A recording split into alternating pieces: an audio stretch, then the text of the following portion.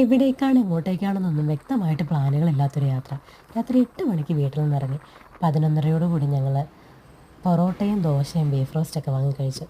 കുറച്ച് ദൂരം കൂടി സഞ്ചരിച്ചിട്ട് നൈറ്റ് സ്റ്റേ അവിടെ തന്നെ എടുത്തു കേട്ടോ. പിറ്റേന്ന് രാവിലെ കുളിച്ച് ഫ്രഷ് ആയിട്ടുള്ള യാത്രയാണിത്. രാവിലെയും ബീഫ് റോസ്റ്റും പൊറോട്ടയും തന്നെയായിരുന്നു കഴിച്ചത്. അതാണ് കിട്ടിയത്. പക്ഷെ നല്ല ടേസ്റ്റായിരുന്നു. വാഴയിലൊക്കെയുള്ള ഭക്ഷണം നല്ല ഒരു പ്രത്യേക ഫീല് തോന്നി. അങ്ങനെ കുറച്ച് ദൂരം കഴിഞ്ഞപ്പോൾ തൊട്ട് കാഴ്ചകളുടെ ഭംഗി കൂടി വരുന്നതായിട്ട് തോന്നി കേട്ടോ. നല്ല പച്ചപ്പ് നിറഞ്ഞ എന്താ പറയുക പ്രകൃതി, നല്ല ക്ലീൻ ആയിട്ടുള്ള റോഡുകൾ.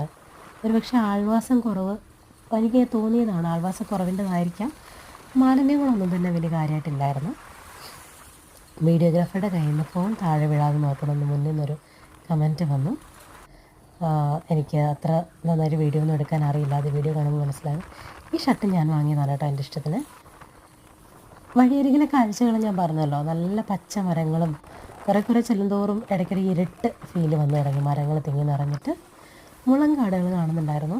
ആദ്യത്തെ മുളങ്കാട് കണ്ടപ്പോൾ എനിക്ക് വീഡിയോ എടുക്കാൻ പറ്റിയില്ല, നല്ല ഭംഗിയായിരുന്നു കാണാനായിട്ട്. അത് കഴിഞ്ഞപ്പോഴത്തേക്കിന് ഒന്ന് രണ്ടെണ്ണം ഞാൻ കണ്ടു. പക്ഷേ ആദ്യം കണ്ടതിൽ അത്രയും ഭംഗിയൊന്നും ഇല്ലായിരുന്നു. എന്നാലും ഞാനത് മാക്സിമം വീഡിയോയിൽ എടുക്കാൻ നോക്കി.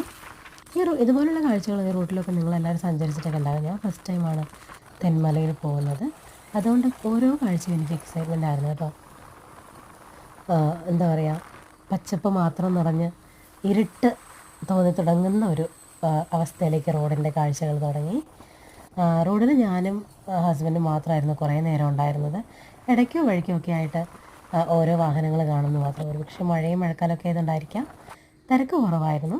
അങ്ങനെ ഞങ്ങൾ തെന്മല ഇക്കോ ടൂറിസത്തിലെത്തി. ഞങ്ങൾ വന്നതും വണ്ടിയൊക്കെ പാർക്ക് ചെയ്ത് കഴിഞ്ഞപ്പോഴത്തേക്കിനും ഞങ്ങൾ നനയ്ക്കാൻ വേണ്ടി മാത്രം ഒരു മഴ പെയ്തു. പിന്നെ ടിക്കറ്റൊക്കെ എടുത്തു. ടിക്കറ്റ് എടുത്തത് അഡ്വഞ്ചർ സോണിലേക്കായിരുന്നു. അപ്പോൾ ഞങ്ങളൊരു കട്ടൻ കുടിക്കാമെന്ന് കരുതിയിരുന്നപ്പോഴത്തേക്കും വീണ്ടും മഴ പെയ്തു. 2-3 മിനിറ്റ് മാത്രം ദൈർഘ്യമുള്ള മഴയായിരുന്നു കേട്ടോ. പിന്നെ ഞങ്ങൾ വേഗം നടന്നു, കാഴ്ചകളൊക്കെ കണ്ടു. നല്ല രസമായിരുന്നു, കുറേ നടക്കാനൊക്കെ ഉണ്ടായിരുന്നു. മഴ പെയ്ത് ഇഴുക്കലായിട്ട് കിടക്കുമായിരുന്നു. സൂക്ഷിച്ചില്ലെങ്കിൽ തെന്നി വീഴുന്നൊരു പരുവത്തിനായിരുന്നു. ഭാഗ്യത്തിന് വീണിട്ടില്ല. എന്താ ഒരു കുരങ്ങച്ചനിരിക്കുന്നു. അങ്ങനെ ഞങ്ങൾ കല്ലട ഡാം കണ്ടു. ആ ഭാഗത്തുള്ള കാഴ്ച വളരെ ഭംഗിയായിരുന്നു കേട്ടോ, പറയാതിരിക്കാനൊരു രക്ഷയില്ല. എന്താ പറയുക, പച്ചപ്പ് ഇത്ര മനോഹരമായിട്ട് നമ്മുടെ കണ്ണിന് കുളിർമ വരും എന്നുള്ളത് ഞാൻ എക്സ്പീരിയൻസ് ചെയ്തു. പിന്നീട് നടന്ന് നീങ്ങിയത് തൂക്കുപാലത്തിലേക്കായിരുന്നു കേട്ടോ. ഒരുപക്ഷെ തൂക്കുപാലത്തിൽ പോകണം അല്ലെങ്കിൽ തൂക്കുപാലത്തിൽ കയറണം എന്നുള്ളതിൻ്റെ ഇഷ്ടം ഞാൻ പറഞ്ഞുകൊണ്ടായിരിക്കും ഈ ഡെസ്റ്റിനേഷൻ ചൂസ് ചെയ്തത്.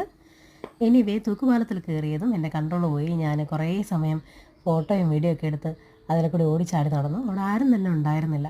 സോ നമുക്ക് ഭയങ്കരമായിട്ട് എൻജോയ്